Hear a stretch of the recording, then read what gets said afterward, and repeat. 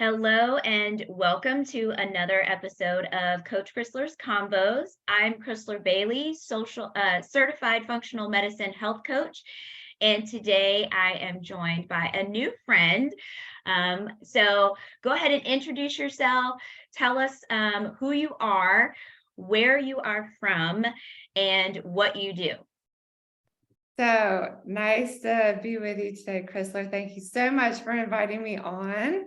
My name is Ashley Dew. I'm originally from Georgia in the United States, but I've lived in a lot of different cities and countries, and I am now in Germany, so Hanover, Germany, which is northern Germany, where it's cold and dark already.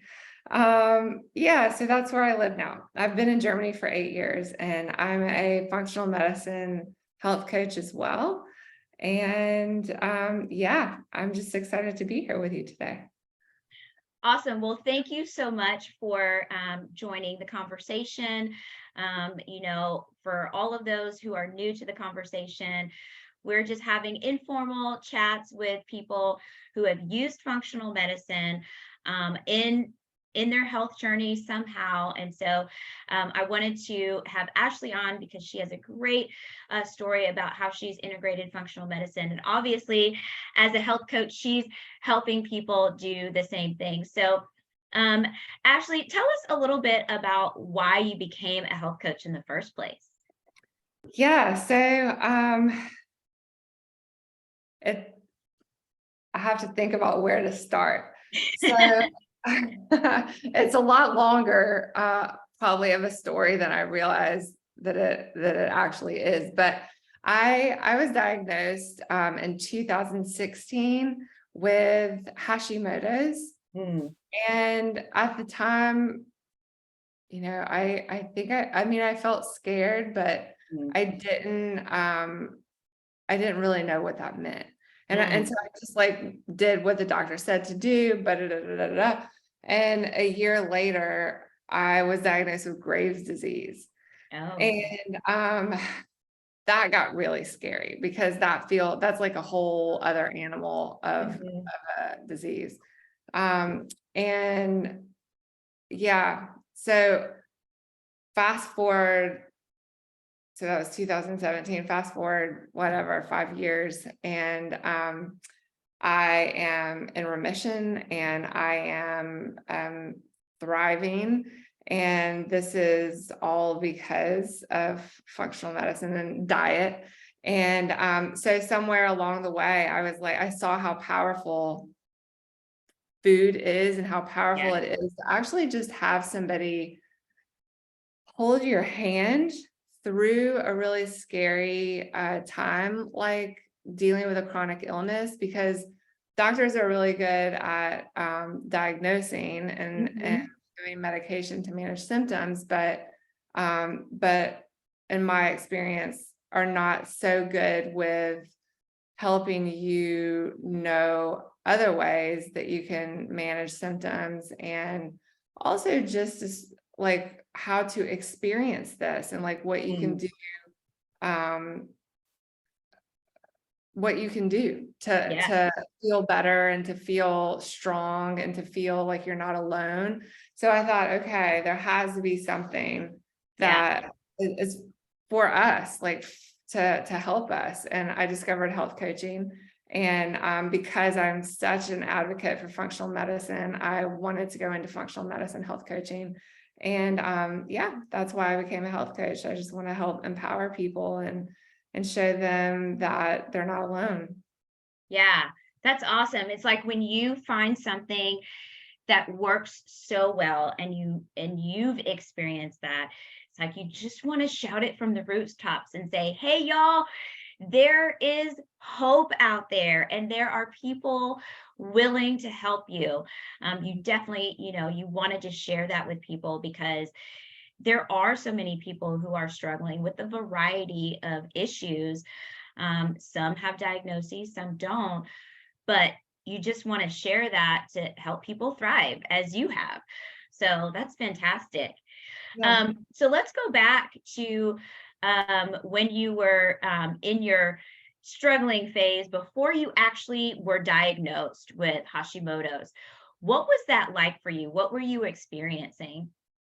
Yeah, so it was sort of a weird time because I moved to Germany 2 years before I was diagnosed. And that was a really stressful time for me. So like, I would say like on one side of things, it was like really exciting and wonderful and new and fun. But on the other side of things, it was kind of traumatic actually, because I've moved to different cities and different countries lots of times, but they were Mhm. always English speaking.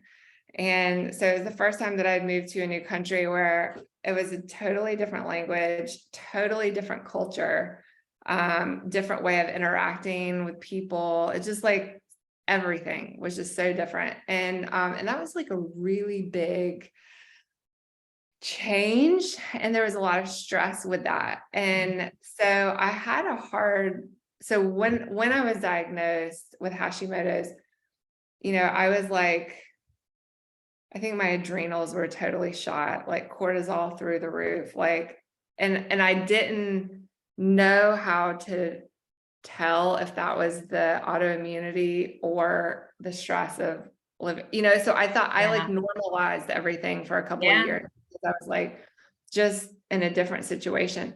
But then I think I got so tired. Like I just got so absolutely, it's like somebody threw me under the bus. Mhm. And I was like, you know what? This can't be right. And one of my friends, I had gone to a couple of doctors and everybody was like, you're fine, you're fine, you're fine. And one of my friends said, you should specifically ask to be tested for your thyroid because thyroid like controls energy levels. And I was like, okay. So I went to a doctor and asked to be tested for my thyroid. And yeah, the results came back awful condition. Mhm. And I also had autoimmunity that went with it.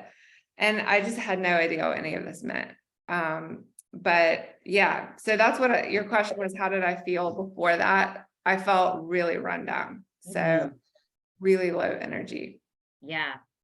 Yeah, I think it's really important to point out that, when we think about stress, or when we think about a stressful event, oftentimes our focus is on the negative, right? So, losing someone, losing a job, going through a relationship breakup, some sort of traumatic event.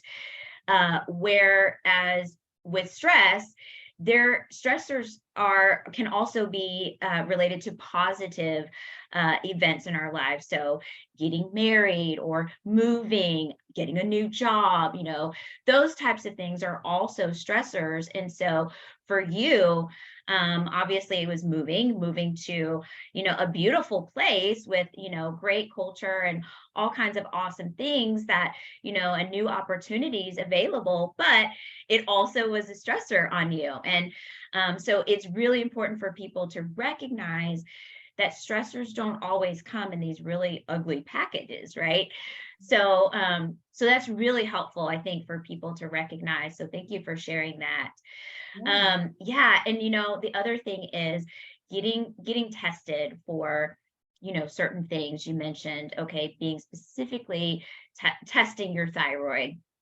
um, and even people who have their thyroid test come back, and it says normal, right? But what does that really mean? Have you had a full panel tested? And even if your thyroid is okay, is it your adrenal? So I think this is a big part of functional medicine. Is it's not just saying, okay, well, we've tested and you're good, right? Because obviously you weren't. You were feeling very, very run down.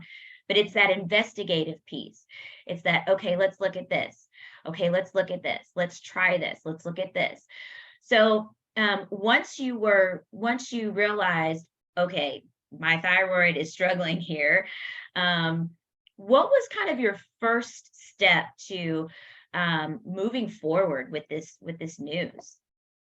Yeah. So that first year after that Hashimoto's diagnosis, I just did everything textbook that I was told to do by my Mhm. doctor. So it was taking it was basically just taking medication. And I Mhm. was going back every couple of months at that point just to recheck. And every time I went back, they were changing the amount, they were lessening the amount of medication that I needed to take. But then somewhere in that year, I started feeling like really horrible again. Like I was gonna have a heart attack. Like I Mhm. felt like panicked. And one of those visits when I went back, I just remember the doctor was like, "Ooh," like she looked at my results and just said, "Ooh." And I said, "What is that? What does that mean?" And she said, "Well, now you've gone the other direction, and now you are in hyperthyroidism." And Wow. and so I had to start taking medication to bring my thyroid down.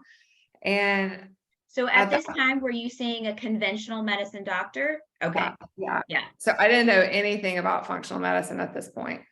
And then I started seeing an endocrinologist, so Mhm. someone who is actually focused on metabolic disorders and thyroid issues.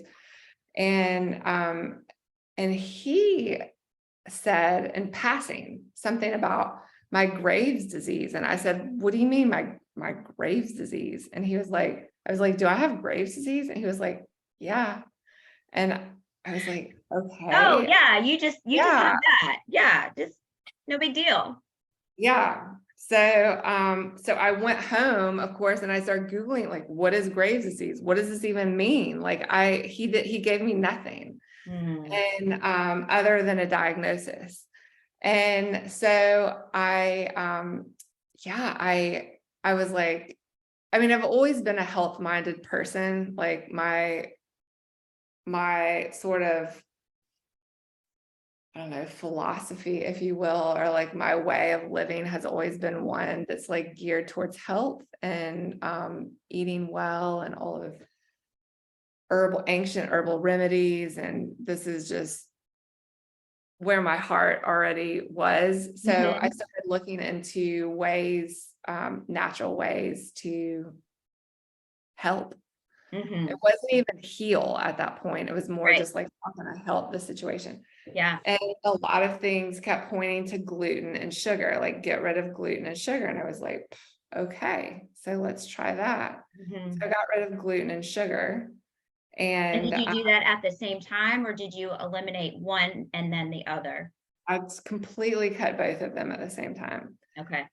And within 3 months, maybe 4 months, I was in total remission. And Wow. yeah, um, completely shocked. I mean, that wasn't even my goal. I just Mhm. thought like if I could feel better, if I in some way could like help the situation, like I'm gonna do that. But Mhm. I went into full remission. And I said to my doctor, because I was so excited, I was like, I cut out gluten and sugar and it like worked. And he was like, "This is not because of gluten and sugar."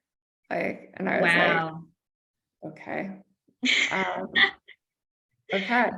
Not And congratulations, you're feeling yeah, better. Great job. exactly. Oh And my he goodness. he even told me at that point when he saw my results, my thyroid results, he said he was like, he got this really confused look on his face, and he said, "Never in my life have I seen somebody go into remission this quickly." Hmm. That came from where I was on the autoimmune spectrum to full remission. He said he'd never seen anything like that before. I was like, yeah, well, my name's Ashley. Here we are. Watch out. Yeah, you have no idea what you're in for, doctor. Mhm. So yeah, that was the beginning for me of realizing how much diet can affect everything. Mhm. That was the beginning, and then it grew from there. Wow, that is incredible. So you go see a conventional medicine doctor, he gives you a diagnosis, he gives you medication, which is the typical path, right? Diagnose and treat. And treat is usually with some sort of pharmaceutical. And then that's not really working very well. And actually, you swing the pendulum to the whole other side. You go see this specialist who is, hormone focused and, knows what to look for, supposedly.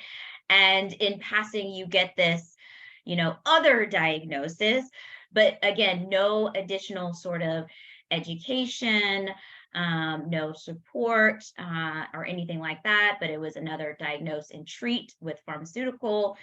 And so you're kind of left on your own to try to figure out what's happening. And you did, right? You started doing your own investigation and digging in, and lo and behold, these two key pieces that we seem to be hearing over and over and over again. Lots of people, even if they don't necessarily have a gluten allergy, maybe they don't have celiac or something like that, but there's a sensitivity there, even that can have an effect. And then of course sugar, we know that is just played out. Eliminating those two things is pretty simple, right? Not always easy to do, but it is two simple things that you can do in order to reduce that inflammation and to improve. And lo and behold, there you are, doing so much better. So tell me what the difference was between how you felt before, when you were kind of going through and trying to figure out what was going on, and then how you felt after the 3 or 4 months that you had given up gluten and dairy. What was that like? How did you feel before, and then how did you feel after? Yeah. So because I went from Hashimoto's to Graves', I mean, these are like complete extreme opposite ends of the spectrum regarding thyroid health. So with Hashimoto's, I felt just completely run down, like couldn't get out of bed. Then by the time that I got the Graves' diagnosis, I felt like my heart was going to beat out of my chest. So it was like, you're in it's an overactive disorder. So I had to go on beta blockers for my heart because my heart was just like beating so hard. I mean, people can die if they don't get Graves' under control. I mean, it's a Hashimoto's is not fun, but somewhat manageable. Graves' is a whole other beast. So with that, when I was in full blown Graves', that was really scary because like your heart is just beating all of the time, like fast, like just to go up 2 stairs, just 2 stairs, you're out of breath. Walking, you're out of breath, like everything is just an overexertion because your body is already just hyper vigilant. So that was really bad. By the time I had gone into remission, I mean, my heart, I mean, I felt normal. It's like, I felt like a human again. Yeah, I mean, it was like night and day. But then after that, I thought, so this is still not functional medicine time. This was just me cutting out 2 things and going, I'm healed. Yeah. Everything's better. I don't have to do anything anymore. I stayed gluten-free. But then I started dabbling with sugar, after like 2 years. I had, another sort of like really stressful time for a couple of years. And I started like, I don't know if you want to call it comfort eating. Maybe you would. Like I would eat ice cream at night, I would like, I still never went back on gluten, but I got back on sugar at some point. And I didn't realize also at the time that gluten's in everything. It's in vitamins, it's in like, it's in literally everything. So after that was 2017, 2020, it was right before COVID happened. Graves came back with a heavy like storm. Mm-hmm. And I mean, I was in my antibodies were like really high. Mm-hmm. And I was told that I had to have my thyroid removed, because if I didn't have my thyroid removed, I would be choosing death. Wow. Yeah, which is like, that's heavy, you know, to Yeah. be told that. And I didn't know what to do actually at that time. I thought, how can this be? How can this be? And that's like when I really started doing like the digging, the deep, Mm-hmm. like Mm-hmm. really deep digging into what is this? What is causing this? What's going on? And I had, so in the time, so in 2018, so between the first Graves diagnosis and then Graves coming back again, I had a son, my little boy. He is a special needs little boy, and he has severe epilepsy. Oh, And wow. it is, it's heavy. So like Yeah. it's a heavy life. And those first 2 or 3 years were really stressful, and just a lot going on. So yeah, between like the stress and the comfort, the comfort eating at night. Yeah. Anyway, it came back, but I started doing the deep digging. But because this is my point, because he's special needs, he sees, but he doesn't focus on things really well. Mm-hmm. His hearing's brilliant, and his like main way of communication is through sound. And so you run the risk in having your thyroid, when you have your thyroid removed, you run the risk of losing your voice. So like sometimes the voice can come back, sometimes not. But because this is my main way of communicating with my son, this all of a sudden wasn't an option for me. I have Yeah. to be able to, it's my way of communicating with him. So I started, this is when the research started. And this is when I found functional medicine. Yeah. And I realized that it's not just about gluten, and it's not just about sugar, but it's about inflammation. It's not necessarily what you're taking away only, but it's about what are you putting in, you know, like what's the information? Like I learned about epigenetics and like how what you eat, everything you put in your body's information. So like you're literally flipping on and off like DNA, like genetic information is like there, and you're choosing to turn on certain switches and turn off certain switches just by what you eat. Yeah. So, I realized like, okay, it's not just about taking out gluten and sugar, but it's about like putting in the phytonutrients. It's about like eating the leafy greens. It's about eating the red cabbage. It's like, it's so much more. And so once I actually like compiled all of that information and started like doing the work, like the real work, I went AIP for 2 years, the autoimmune protocol, diet for 2 years. And again, I think maybe it was a little bit longer this time because my antibodies were really high, but within 3 months, I was completely off the medication. And within 5 months, I was in remission again. And I've been in remission ever since. And I'm going to stay there this time. Yeah, man, I'm hearing so many just takeaways from your story. One, and back to stress. I think that we, at least in American culture, we underestimate the power of the stressors and our stress response. We put it on the back burner. It's like we just take on more and more and more. And that chronic stress just keeping us to where our body feels like we're being chased by the lion, not in spurts, but constantly, like the lion is chasing us in a marathon instead of a 100-yard sprint.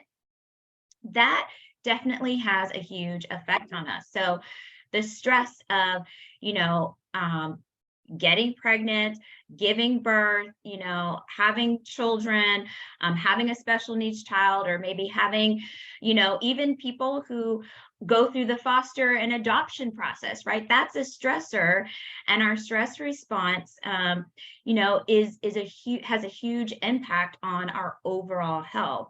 So that's something, you know, I'm hearing from your story that really is important for people to grasp.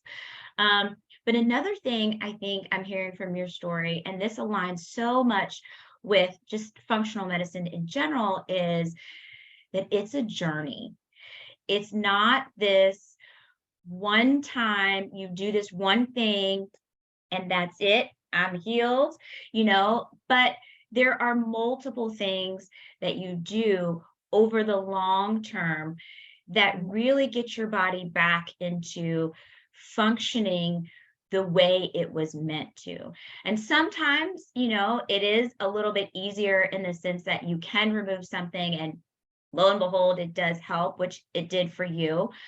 But, you know, I've experienced the same thing. I've been on a 6-year journey, and, you know, it's like little by little, I learn and I adopt and I add and I remove. And, you know, it's this journey. So it's not one size fits all. It's not a quick fix. But man, when you implement those things as you have, and you become very consistent and you follow through, I mean, you are just like looking so comfortable, and you know, you're just radiating. And I can't imagine what it was like for you to go through those couple of years where you were really struggling and, you know, wrestling with all the different protocols and questions, and adding and taking away, and, you know, all of those different things on top of making sure that your son was taken care of as well. Yeah. Yeah, it was heavy. Thanks for that acknowledgement, really. It was heavy. It's Yeah. heavy. Yeah. Yeah. So how would you say, you know, kind of looking at Ashley today and how you're feeling and even how you mother, do you see that, do you see a difference in how you interact with your son now versus how it might have been if you had had your son, you know, 7, 8 years ago?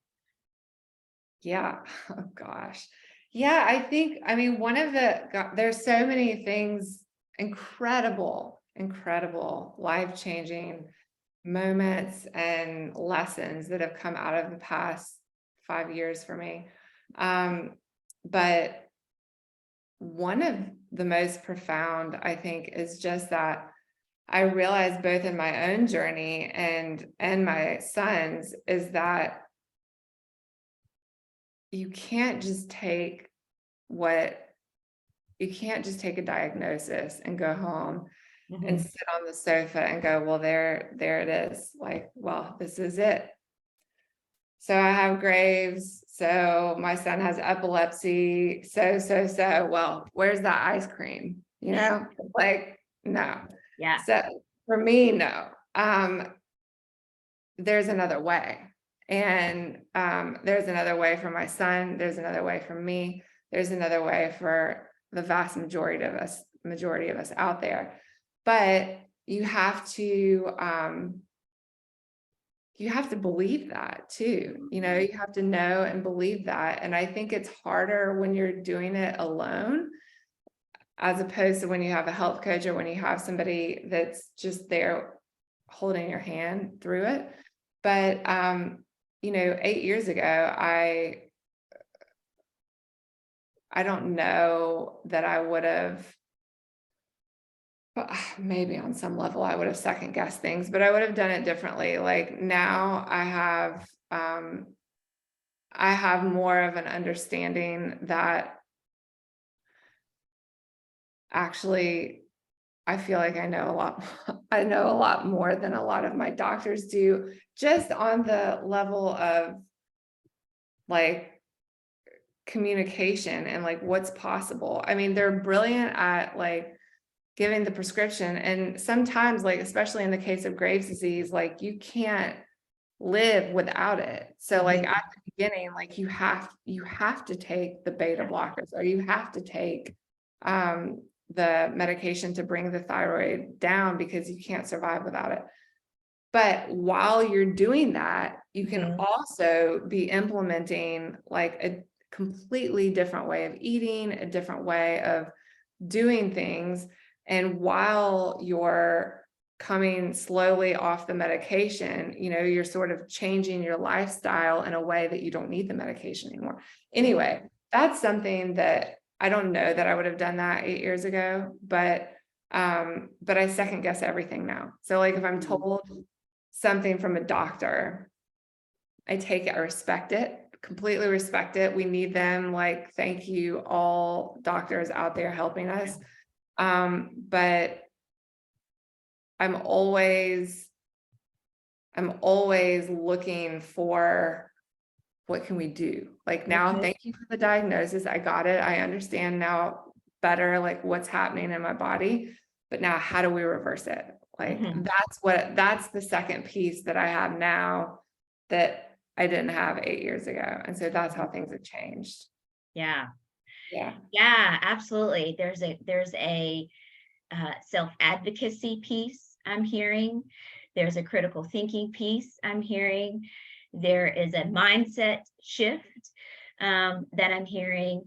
And there's a problem solving piece, right? When you have those pieces and you start pulling them together and saying, okay, I hear that I have this diagnosis, or I hear that I have this problem.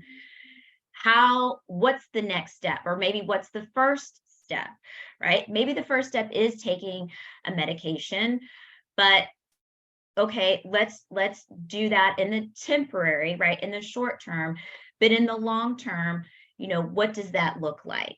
You know, how can we make a change, or what types of things can I do, right? Because it's taking on that responsibility as the person who's dealing with this. You know, you took on the responsibility to say, okay, I appreciate what you're saying and I understand that. What's my piece in this, right? Yeah. How can I make the change? What does my lifestyle look like now? And how can I make it better, right? So I think there's a lot, you know, to what you're saying, that for some people may be very overwhelming, but it also, there's that hope piece, that just because you have a diagnosis, or just because you have a, you know, genetic SNP, or, you know, something, it does not determine what the outcome is going to be in the long run. And I think that your story really resonates with that, you know, it doesn't have to be a certain way. And so I really appreciate you sharing that. And I think a lot of people are going to benefit from hearing about your journey, and what you've walked through over these last several years. So if people are interested in hearing more, or maybe talking to you more specifically, you know, or directly about your journey or what you've experienced, how can they reach out to you? Yeah, so I have a website, Ashley Dew, ASHLEYDEW.com. And you can get in touch with me there, or you can just write me directly at info@ashleydew.com. And yeah, I'm so happy. I'm so happy to help anybody, even just asking questions like, hey, I got a diagnosis. I feel sad and scared. Like, could you just give me some like uplift in some way? I would be more than happy to just communicate and via email and like help somebody out, so that they understand A, that they're not alone, Yeah. and B, that it can be done. So like, you are not your diagnosis, like you're so much more than that. Like, so you've been given a diagnosis, but you're so much bigger than that diagnosis. And so I'm just so happy to help anybody out understand and see that and feel that and believe that. And yeah, we can all overcome these things. Awesome. Well, thank you again, Ashley, for sharing your story and being so open about it. You guys go check out Ashley's website and get in touch with her. She's such a sweet person, and obviously ready to help anyone who's looking for that. So anyway, this is Coach Krisler's Convos. Don't forget to subscribe so you don't miss out on any of this fabulous information that everyone is sharing about their functional medicine journey. And until next time, I will see you later. Bye.